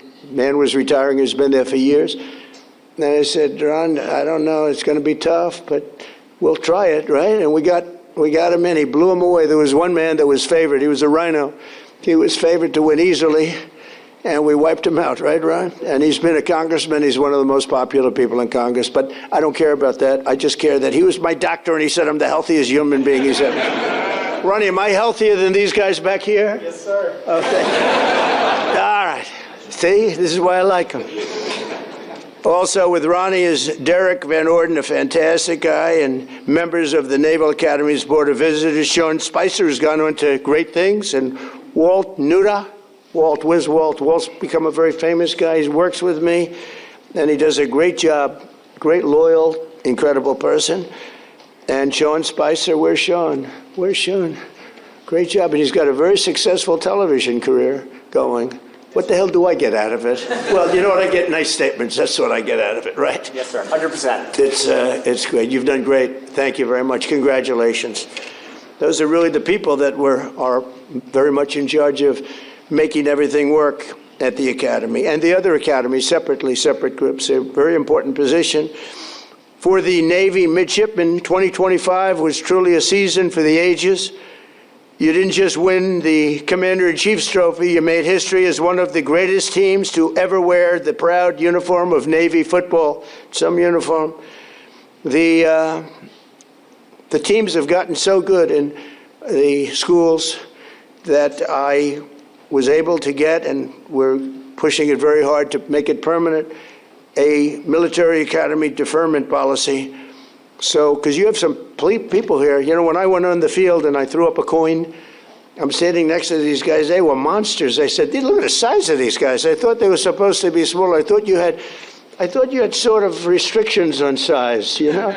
We got rid of that because some of these guys were extremely large. And we have the NFL teams here also. When whoever wins the Super Bowl, they come. The baseball teams, we had the Dodgers, we have them all. But I saw the size of these guys, so I got used to it. And I said, these guys are as big as the NFL. And at one of the visits a while ago, first term, they asked me, they said, sir, we have a hard time recruiting because a player, if he's really good, he can't do the 4 or 5 years in the military service. Could you would like to do a military academy deferment policy? I immediately knew what he meant. And we got it done. And it allows you to defer your service until after your career. So if you're going to the NFL for 10 years, so now everyone wants to join. So do I get credit for this successful team then? The superintendent's going to say yes. I don't know about Coach. I don't know about Kelly. But But the coach, I think, it made your life a little bit easier. It was tough. It was tough for the teams when they used to have to play guys that were twice their size, right? So they did good. They had better heart. They have the best heart in the business, but size does matter. And so what we did is we got that so you have a deferment, so a lot of people are able to join now, and they do their service later. They're great patriots, but that would be a lot to ask. And I think it's helped your teams really compete at the highest level. The team was led by your incredible senior class, and that includes the co-captain and star quarterback, Blake Horvath, who is fantastic. Where are you, Blake? Wait a minute, you're a player. I was at that game. He's a player. Yeah, but good everything. You can run it, you can throw it. What do you think, NFL material? Sir. You have no choice, Thank you. Stay up here if you want. Look at this guy. He walks up. Most of them just stay there. Just, they don't want to. Very good. Look at him. I can't get rid of this. I can't. Stay there if you want. Come on, stay there. He's a quarterback. What the hell? But he ends his college career as one of the most accurate Navy quarterbacks of all time, with an astounding almost 60% completion rate, second only to the man we just spoke about, Roger Staubach, who was unbelievable. He was unbelievable. He served 5 years, and then he came in, and came in at like 27 or something, and he was phenomenal as an NFL player. Likewise, senior wide receiver Eli Haydenreich scorched opposing defenses all year long. They've been writing about him, a lot of stories, setting a school record for receiving touchdowns, and you do need a quarterback for that. Where's Eli? Where's Eli? Come here, Eli. Get over here. Look at the size of this guy.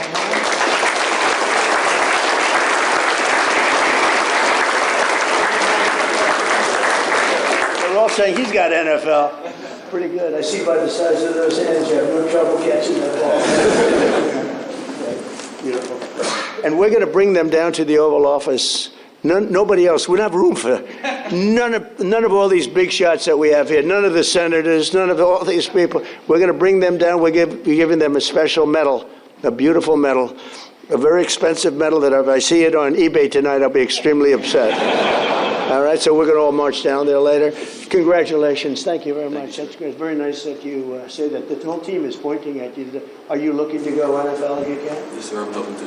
Okay, good. That's great. I'll bet you make it. So we have Eli and setting all the school records for receiving touchdowns, earning a spot at the NFL Combine, and cementing himself as, without a doubt, the greatest wide receiver in Navy history. That is not bad. Did you do the Combine? Yes, sir. How did you find it? Were you impressed by the athletes? I was, yes, sir. Were you as good as them? I like the... Were you better? They're all saying they like you. They're all saying he's better. Good. I can see it. We're going to watch, okay? We're watching all you guys. And let's not forget one of the strongest athletes the Navy has ever seen. Oh, this is the guy I want to meet. Who was named a first-team All-American. You can't do better than that. On 5 different organizations. So 5 groups named him first-team All-American. Senior lineman and co-captain Landon Robertson. Where's Landon? Where's he?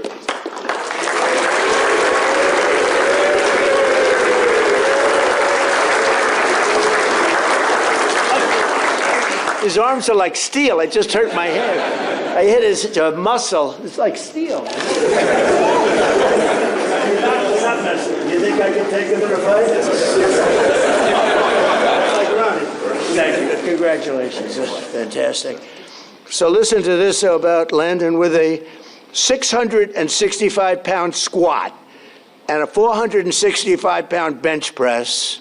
What about women playing in men's sports? Think we could have a woman take your position? Is there a woman out there? I don't think so. We're trying to end that. No men. Think of it. No men in women's sports. Maybe I'll put Landon in women's sports for a little while. How ridiculous. I mean, they say that's an 80-20 issue. No. That's a 99% issue. It's amazing. Thank goodness the Democrats keep pushing these things. Open borders, transgender for everybody, and they want to have men playing women's sports. So Landon has some really big records, and he's so strong that the team had to special order a longer barbell. I see, because the barbell would break. That's crazy. Is he the strongest one on the team? Is that the one? Huh? Yes, no doubt, with all you big, strong guys. Look at this guy again. What do you think, man?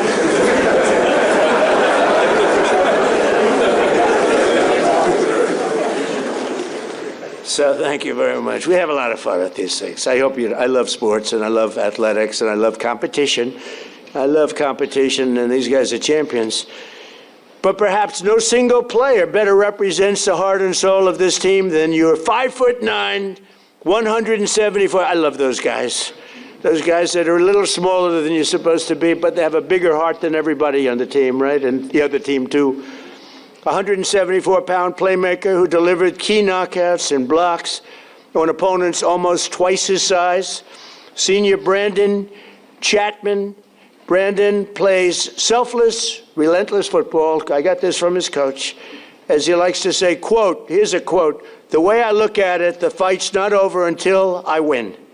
That's it, right? Just keep going. And that's really the spirit of the Navy and our great sailors. Where are you, Brandon? Yes, sir.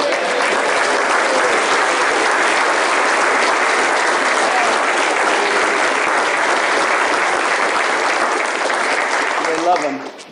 Boy, I tell you, you don't have players like that. You don't win. You just can't win. You need people like Brandon, and they all have that big heart. It's very tough when you get into that elite group. When you beat those schools that are big and powerful, it's a pretty amazing thing. This group of winners opposed and opened the 2025 season with 7 straight victories, including a thrilling win over one of your top rivals. It's always tough, too, Air Force. Coach, Air Force is always tough. What is that? I mean, they're always tough. You beat them, but they always seem to have a good record, and they always seem to do well, right? But no problem with this team, right? What was the score you won by, Coach? Was it a close game or not that close? We won by 3. 1 by 3. You won a couple of close ones, but you won. Doesn't really matter as long as you win, right? So that's great, Coach. But as every Navy football player knows, you don't make it to the White House unless you also triumph over Army on that second Saturday of December, which is the whole deal. I was at that game. It was amazing. It was an amazing game. The spirit, and I have to say, they introduced Trump. The place went crazy. There were no, let's give a little boo. There wasn't a boo in the house. Even the fake news couldn't say. I've gone to games where I would say I got 97%, but there might be one person, boo, boo. They cover that person, they interview that person becomes a star. But they couldn't find any person at that game. That was some game, it was some scene in the historic 126 Army-Navy football game. And again, something I really enjoyed. I love being there. I'll be there. Coach, I'll be there. You got to be back, Coach. We can't ever lose you. You'll be back, right? Well, you better be back. Do whatever you do, Kelly. Get him signed, right? Speaking of that, and you get him signed, all right? But you battle back from a 2-score deficit to draw within 6 points in the fourth quarter. Now, I was there. It was looking not great. It was not looking great. Fellas, I can't say I was rooting for you, but I did want to see that commander-in-chief deal. Is a big deal, right? And it only happens if you win, and it wasn't looking great. With time slipping away, Navy mounted one final drive, and you marched downfield, nearing the goal line after running back Alex Teska broke loose into the secondary, which was amazing, for a huge 24-yard gain. Okay, where's Alex? I saw Alex before.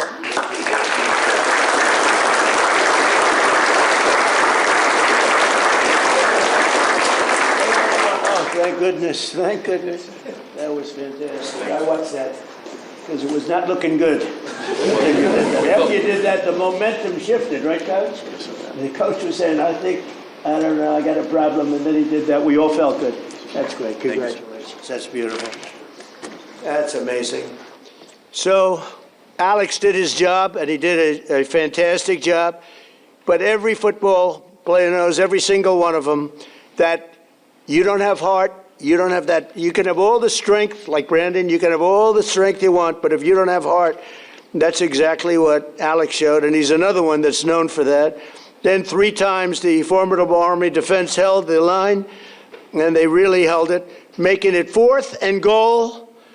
Midshipman So it's time to do or die, right, Coach? And with 6 minutes and 37 seconds left on the clock, other teams might have kicked an easy field goal, but that's not this, Coach. Coach, did you have a call? Did you call up the superintendent and talk to him like, what do I do? Or did you just say, let's go for it? I think you said go. I think you just go for it, right, Coach? But not this team with this coach, with the Commander-in-Chief's trophy on the line, which is a big deal. Blake dropped back in the pocket, surveyed the field, delivered a strike across the middle to Eli for a touchdown, and secured victory over Army in one of the most iconic moments in Navy football history. I wouldn't say in Army football history. I guess it was iconic also, but not quite in the same manner. But I watched that. That was incredible. The annual Army-Navy game is truly one of the most special occasions in all of sports, but in recent years, the college football playoff expansion has encroached on this sacred 4-hour time slot traditionally reserved for Army-Navy. So, what did I do? I went out. I don't know if I could have pulled it off. I have much more power in my second term, don't you think? What do you think? Would you say, Brendan? Much more power. First term, I don't know if I could have gotten away with this, but what did I do? I went out and said, I'm going to sign an executive order to ensure that the second Saturday in December is preserved exclusively. Nobody's playing football. Not Ohio State against Notre Dame. Not LSU against Alabama. Nobody's going to play football for 4 hours during that very special time of the year in December. It's preserved forever for the Army-Navy game. Now, if you don't want to watch football, you don't have to. But if you want to watch football, you're only watching one game. You're not watching 19 different games, all of them in many ways big. So, Coach, that puts a little pressure because the whole world's going to be watching. So nobody else is going to be allowed. Of course, we'll probably get sued at some point, because we always get sued. But we win those suits, and we'll win this one. The only game that's going to be played, so we preserve that time, no matter who it is. You're playing the Army-Navy game. It keeps it special. We like it, right? Are you okay with it? Huh?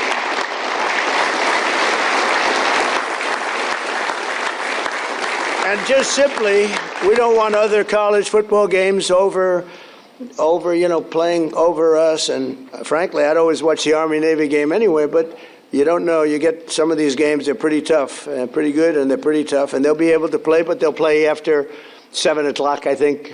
We brought it all the way up to 7 o'clock, so that should give you plenty of time, even if you have a little overtime stuff. So it's great. It's just an honor to do because it's such an important tradition of our country. It's beyond football, actually. It's a tradition of our country. In 2 short months, the 28 seniors on this team will be commissioned as officers in the greatest military the world has ever seen. We're the greatest military in the world, the strongest, the greatest, and we're proving that when you can take Venezuela in a matter of minutes, put somebody on a helicopter that was well guarded with thousands of people with iron doors. Those doors were like plastic. The United States Navy, the Marines, the whole military, we have the greatest in the world. I was so proud of what I did, and I always loved Space Force because that was my baby. That has never happened. That hasn't happened in 81 years, a new force, and it hadn't happened. And I think we all agree that Space Force has become, you think, right? Very important to the success that we're having even now. Over the past few weeks, the world has seen the true strength and might of our sailors and aviators as they fought in one of the most complex and successful military operations of all time against the Iranian regime. And it's amazing. It's not, I don't want to get too crazy here. Not a contest. It's not even a contest. They do whatever they want. They had a lot of great equipment. Russian equipment, Chinese equipment, they had plenty of money. That equipment was useless against us, useless. No force on earth can beat the American sailors or the American military. We're the strongest in the world by far. To those standing behind me who will soon be joining these missions, I say, sail fast, stay strong, and go Navy. And I just want to congratulate again this incredible team on the win of this trophy. It's not often that this trophy gets presented. You have to have a very special year to get it. And I'm going to sign the executive order right now and then invite Coach Newberry up to say a few words and talk about what a great team and what great individuals they are. So, Coach, I'll sign and then you take over, okay? Thank you very much.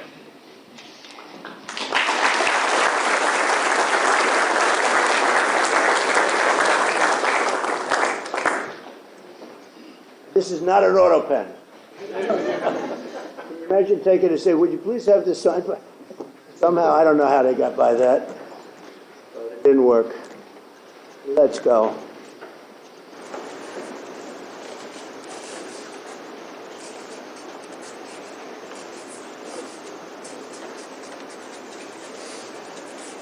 All right, it's a good one. We rate them. That's close to a 10, maybe a 10. See, fellas, you can see it first. That's pretty good, right?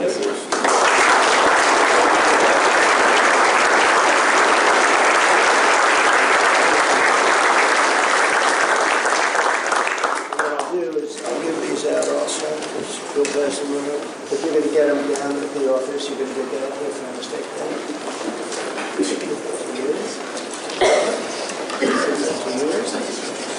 Coach, take over. Thank you very much.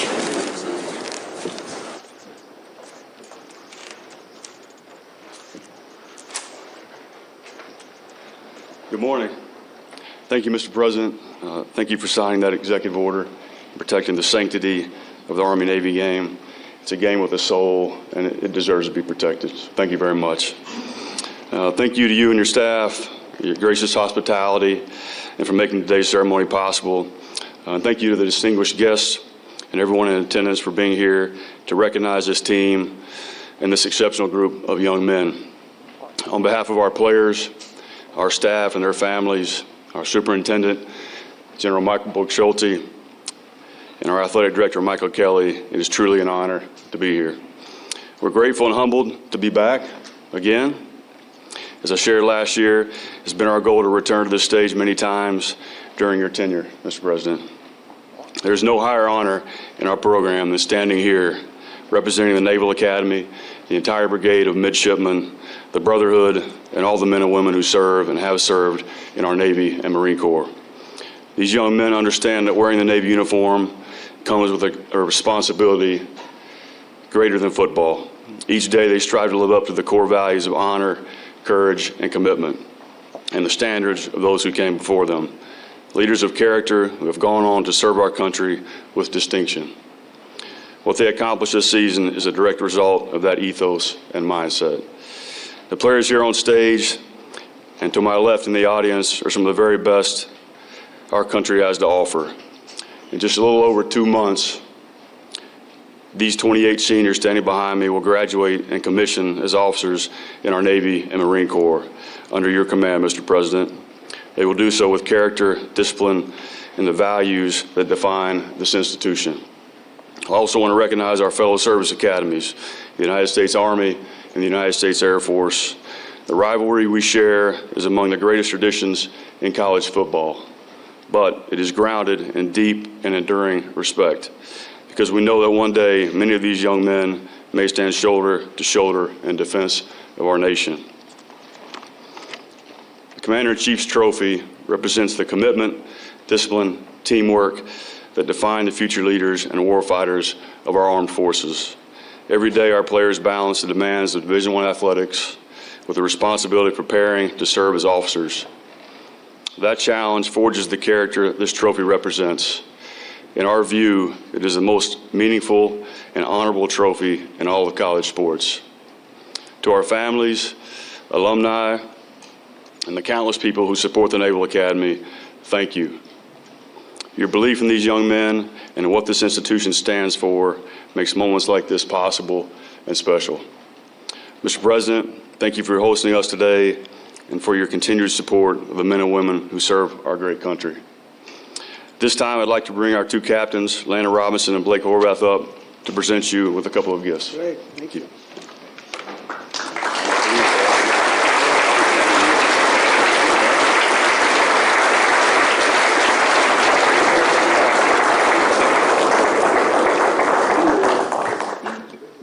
Would you like to say a few words?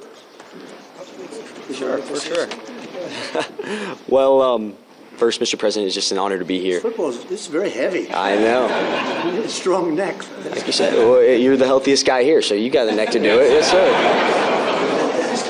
So just want to say thank you so much for having us here. Absolute honor. And last year, I was hesitant to say it's a once-in-a-lifetime experience, right? Because I knew we'd be back this year. So I'm glad I can now say it's a twice-in-a-lifetime experience.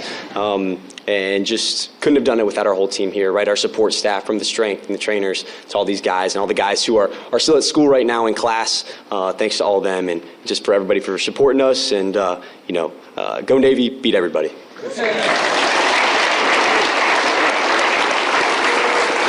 Absolutely. First off, thank you, Mr. President, for the opportunity to be here. Blake said most of it, but I'm just so thankful to all my teammates and all my coaches for all the hard work they've put in. It's very hard to go 11-2 in a season, but I couldn't be more proud to play for Navy football, and I couldn't be more proud to represent the United States Naval Academy. So go Navy, beat Army forever.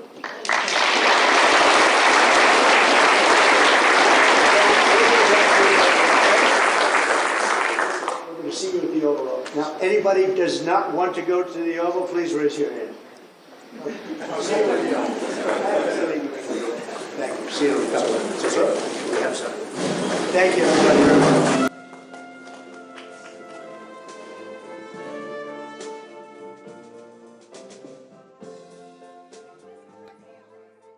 All right, so I didn't want to interrupt much during that because it was such a beautiful ceremony. I mean, those kids right now who are seniors are going to be under the auspices of Pete Hegseth in about a couple months.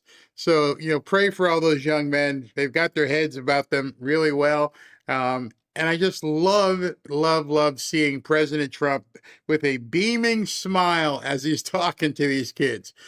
He really loves it. Let me tell you this. Today, the NBA champions, the Oklahoma City Thunder, they voted that they're not going to come to the White House. Good. I don't understand why you wouldn't want to be honored. But fine, stay out. I'd rather the people who really want to be there, who really want to celebrate with the President of the United States, especially cadets and midshipmen, let's leave it up to them. Let the Oklahoma City Thunder, that's all I got for you. I really don't care. So that's what I got for you tonight. Let me do super chats. Robin is waiting because we're going out to eat tonight. Excuse me. So let me, actually, I have a lot more for you, but we got to go. It's already been 2 hours and 15 minutes. Jen Extra, as I said earlier, and let me repeat, God bless you. I'm sorry for your loss, but thank you. It's got to be a tough thing today. Wow. Sorry for your loss. Big Cat, great work this week, Barry and crew. Thank you very much. Cat, thank you for you got your Bible. Way to go. Says, thank you for my Bible. Love all of you. I'm glad you got it. People, I like when you guys tell me you got it, because Robin's working really hard getting these things out. Nathan said something about SQQ, and then said, nah, never mind. That would probably put your audience to sleep. It's a little advanced, but I do have someone who's going to be able to explain that better for you. Just wait till tomorrow. Intrigue Tech. I had the chance to meet Chuck Norris years ago. He is a very nice gentleman. He was here promoting the movie Sidekicks. Very nice. Nicholas, Barry, I was in radio in the Baltimore market in the 70s and 80s. Sad to see what's happening to CBS radio. All the news stations in Los Angeles and Chicago started automating weeks ago. See, that's what I was telling you about the whole AI thing. They're just pumping in stories and music and jingles and everything else because they can do it and not even have to pay anybody. Pekovsky one day might have a hat. All right, Pekovsky, you're going to get a hat. I promise. Make sure you get hit up Beth or Roaring Rage or SV. Get them your mailing, or not. Don't give them your mailing address. Give them your email so that give them my email so I can get you a hat. So I got a whole bunch of stuff to go over tomorrow. We got a show already built. I will see you guys tomorrow.